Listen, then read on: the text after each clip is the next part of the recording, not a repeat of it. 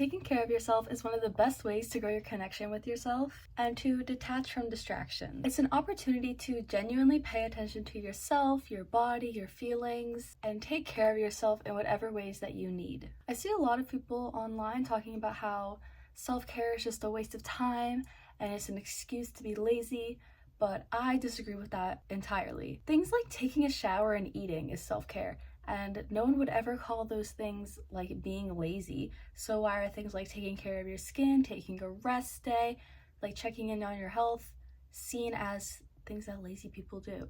That's just not the truth. To properly take care of yourself, you need to be in tune with your body, because then how are you going to know what you need to take care of if you aren't in tune with what's wrong? For me, stretching really helps me pick out which spots on my body really need to be paid attention to more closely. And for me, that's usually my neck and upper back, which is known to be because you hold a lot of stress. Figuring out what parts of you need attention and need to be taken care of, that you can do through like meditation, stretching, or just paying attention to yourself and not letting things like work or distractions or busyness take away from your health and distract you from paying attention to the things that need to be fixed. And based on those things, obviously pay attention to it, but do things that work for you in order to heal those things. For example, not everyone deals with stress the same way. For some people, to deal with stress, they need to like go on a vacation. For me, vacations tend to actually increase my stress. It kind of depends on the vacation though, but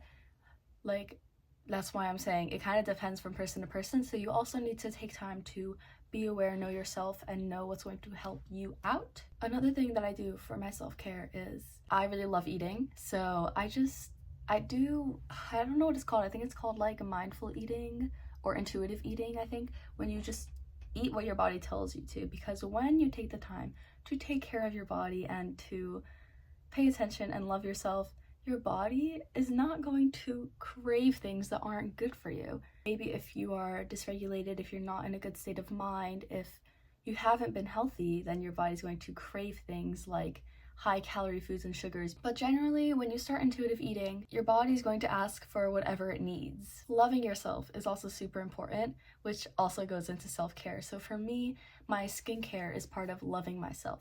Like, I would eat whether I love myself or not, but skincare is one of the things that really make me less insecure, more confident, and feel like I'm really taking that extra step to take care of myself.